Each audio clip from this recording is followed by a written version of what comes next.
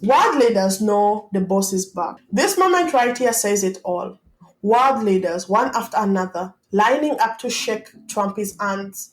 Macron, Prince William, top officials. Why? Because they know the boss is back. It's been just weeks since Donald Trump won the presidency, and already you can see the shift.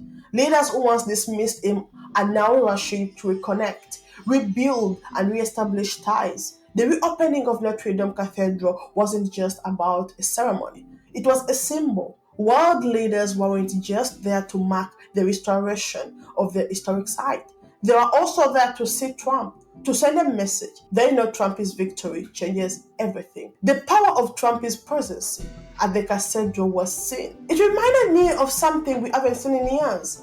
Leaders moving carefully, strategically, because Trump's presence demands it. Macron shook his hand with that familiar forced smile.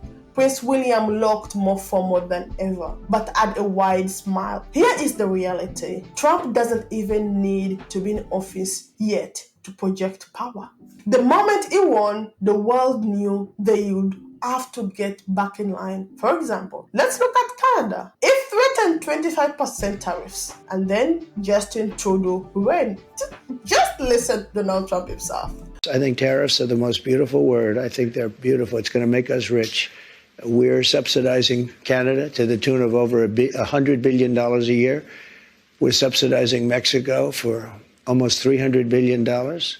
We shouldn't be subsidizing. Why are we subsidizing these countries? If we're going to subsidize them, let them become a state.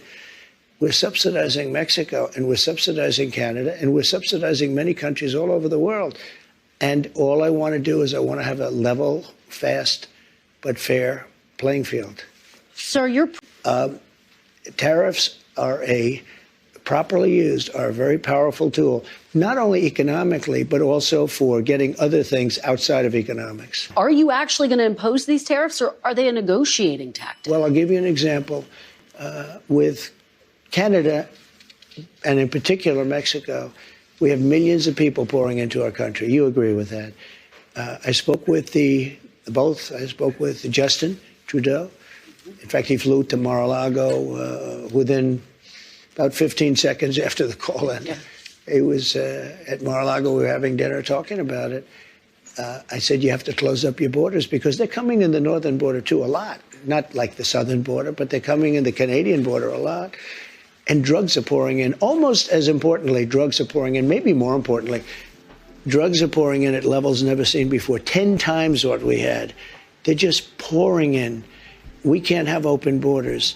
And I said to the president of Mexico and to Justin Trudeau, if it doesn't stop, I'm going to put tariffs on your country at about 25%. You see, it wasn't a bluff. Justin Trudeau saw what Trump did in his first term, and he wasn't going to take any chances. This is what Trump does best. He doesn't wait to take action. He doesn't play games. And Canada isn't alone. Countries across the globe, whether allies or rivals, are quietly recalculating their moves. They know Trump's America will not tolerate unfair trade, exploitation, or empty promises. Let's look at the Washington Post article that they wrote, saying the president-elect returned to Paris on Saturday, not as a punchline, but as a guest of honor for the reopening of the cathedral, whose guardians had once had a laugh at his expense. Fun indeed. Right now, no leader wants to be an enemy of Trump. You want to be on his good side before he puts tariffs on your country. Let's be honest. This man is so good at making working threats. I mean, the threats work. Let's talk about Mexico. And for the first time, the Mexican government is actively targeting migrant caravans heading to the US border. This isn't coincidence. Trump's tough stance has pushed Mexico to stop caravans before they even get close. And not just migrants. Mexican authorities have ramped up their efforts to seize massive amounts of drugs, tons and tons of narcotics intercepted by their police forces. This isn't business as usual. It's a country scrambling to avoid Trump's economic hammer.